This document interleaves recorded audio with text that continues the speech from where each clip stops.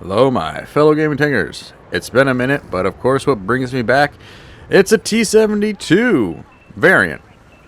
More specifically, because these next 2 weeks, the T-72 M2E Moderna line is on track. And I just want to give my thoughts on it. I know it's not the most popular T-72s, and I do realize that there are two different branches to get to the Moderna, and if you've played the Soviet T-72s, then obviously playing the T-72 line will feel very familiar to you.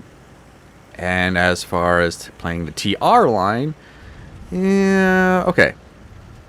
Here's my suggestion. If you've heard about all the struggles with the TR-580 and the TR-85 in Era 2 tanks, play them more like you would Leopards with some armor, but don't overly rely on that armor, and you'll eventually find a good playstyle.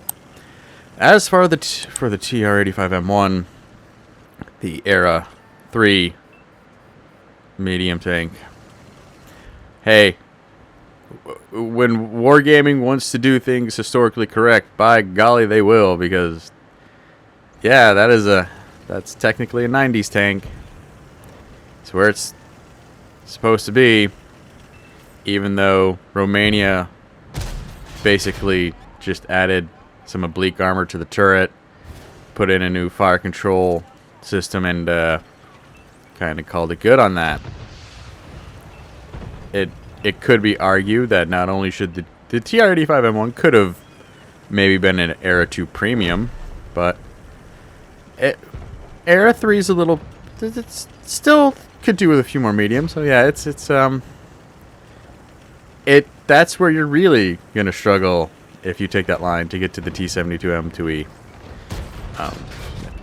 So yeah, back to the Moderna, and I'm gonna hold off on focusing on the main rant here, which, for disclosure, it's gonna be about the autocannons. But first, is this the best tank in the lineup? I'll be honest with you, no. I find the Varde and the Vilk, the Polish tanks, are very much feel like kissing cousins of the Soviets, mostly because they have better frontal armor, specifically on the sides, which the Moderna here, being a Slovakian tank, it does not have the side armor, extra ERA armor on the side. So if you thought you were going to get set on fire more, you will be set on fire in the previous two tanks, because that's another trademark of this tank line. Oh, unlike the Soviets, it can be very frustrating to go from feeling like you're in well-armored T-72s instead of being like, yeah, I've got some frontal armor and the turret and upper hull, upper plate, but after that, really want to protect your sides. Now, I know some of you say, but yeah, T-72s in this game do get set on fire a lot. The Soviets, I don't run fire extinguisher on them, mostly because getting set on fire isn't a huge issue. Yes, people know where to target, and it could be a thing, but again, looking, some things on the, there are back-end numbers, not the ones that are posted that I feel do exist, because like playing the T-72M line, which is how I'm going to refer to this line in general, especially in Era 3, felt very much like playing the T-80s, where I became very paranoid about my fuel tanks. And if you were thinking that this is going to be better than T-72 BU, armor is really a deciding factor, because in all honesty, your standard rounds have the same penetration, same alpha damage. The Moderna does have penetration on its premium round over 700 millimeters.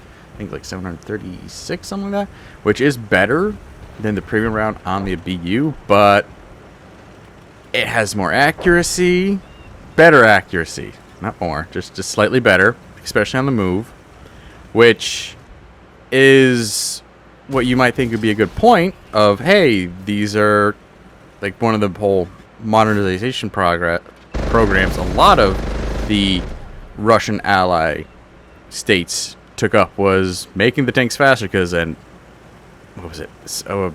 850 horsepower diesel engine. The original T-72s was just not enough, so everyone wanted 1,000 or over 1,000. And that would have helped this tank line stand out more, having a higher top speed. But prior to the T-80 line being introduced, Wargaming Chicago buffed the Soviet T-72 speeds. So they went, actually I think it may have been the second time, because I think they went from like 60 to 65. And I think that, yeah, they upped it to 65, and then you put on speed boost, and you, depending on where you are, you could easily hit 70 kilometers per hour or higher. A little bit higher than that, but so maybe it's in the acceleration, but again, it's like, oh, okay. And trying to keep the original T-72s up with all the new stuff, they kind of made the new stuff redundant, because the piece de resistance, yes, there were bots, but this is about the autocannons. The piece de resistance is for the modern is the dual 20mm autocannons. That they're an interesting party piece, because in all honesty, do they help increase your DPM? Yeah, but they were so heavily nerfed before the autocannon changes that it's kind of, I find it hard to have fun with them, because for starters, your max your penetration at 100 meters is 87 millimeters penetration for an alpha damage of 10.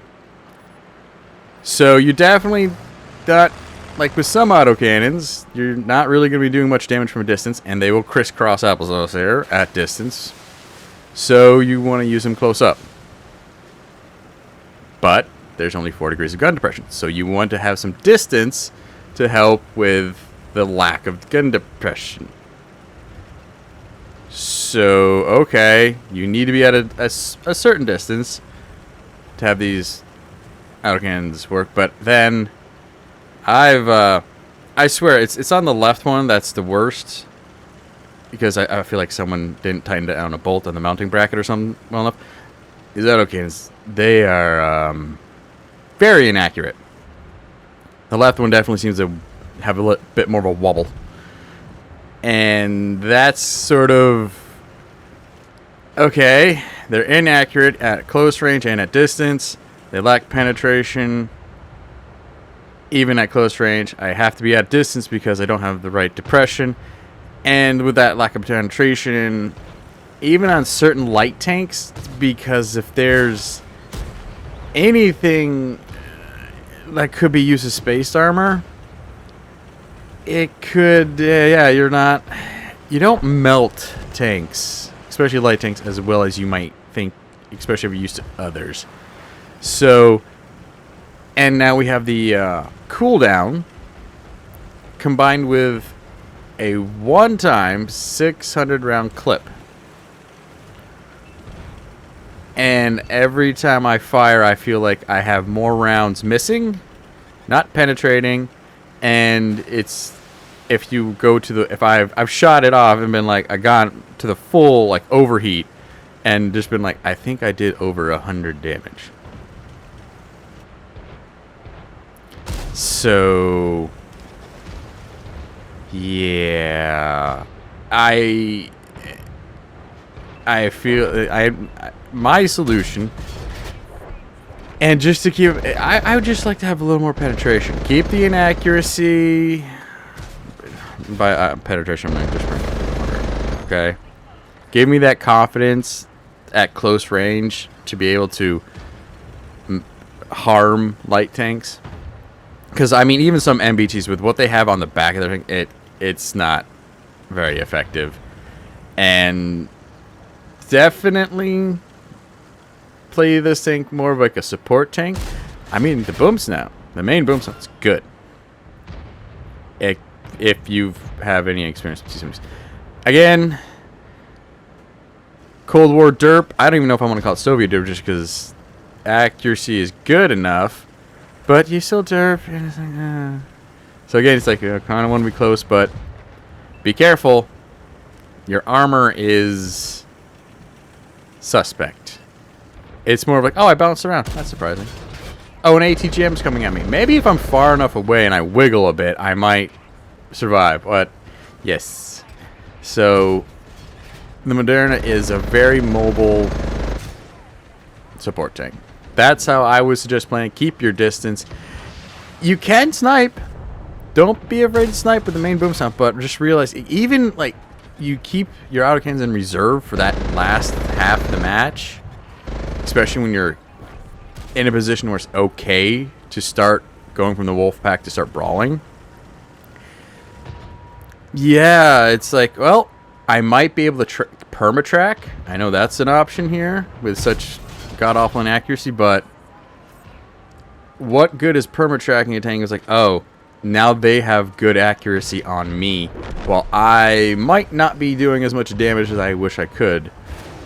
If you've ever come across an Abrams lower plate, or if you got a challenger that just happened to be stop in a bit of a dip, so hey, you're looking at the front of their turret and front armor, and you're just like, please RNG, let me hit the driver's hatch, please. Come on. Oh, why does the challenger have to have good DPM? And of course, if you have to deal with any surviving teammates of the opposing team, that you can find frustrating, but that's where it's like, you know what, maybe don't bro. Stay on the outside, do what you can, but don't be afraid to track. If your team has the advantage, perma-tracking can see yourself get a lot of support, and it's much easier to aim on a tank that isn't moving. So, yeah. Comment down below. Have you already got the Moderna and agree with me or disagree with me? Are you interested in getting this tank line? Because the Era 1 mediums, the Czech tanks, those are fun, very effective. Era 2 have T-55 AM2B, right? That is a very effective medium tank. And again, T-72M, not too shabby. May not have the same armor as the T-72AV or the T-72A, but it's no slouch if you're comfortable with Soviet-S tanks. So yeah, comment down below what you think. And as much as I do enjoy the TR-580 and TR-85, I don't know if I would recommend, if you've never played these tanks, or if this is your first time, maybe, you know, save those when you have more patience and skill, because the TR-85M1 has a great rate of fire. It just doesn't have the penetration of alpha. You can permatrack with that medium tank, because they put 100. It has its 100mm booms now still from the previous tanks, and it struggles. It can bounce around off its turret sometimes, but that is the definition of a support. You know, I'll digress, but no, get the Moderna. It has accuracy. It does have some armor. It's got good mobility, and join the debate if it's better than the T-72BU. I don't think it is. Again, wargaming kind of. If they kept that tank line to being the better armored, but slower, and maybe given it slightly better premium ammo, it could have stood out more. But yeah, the T-72s at some point, I would be remiss to say that they kind of, some could say they just blend all together. So hence the Moderna having two autocannons bolted to the side of its turret. So anyway, comment down below, like and subscribe, and look forward to my Abrams review. I'm saving that one for July because, oh yeah, be prepared for American Pride. Anyway, hope you keep your tracks on the ground. RNG's in favor. I'll catch you on the next one, and enjoy the rest of this match, which should be over soon. Thanks, and goodbye.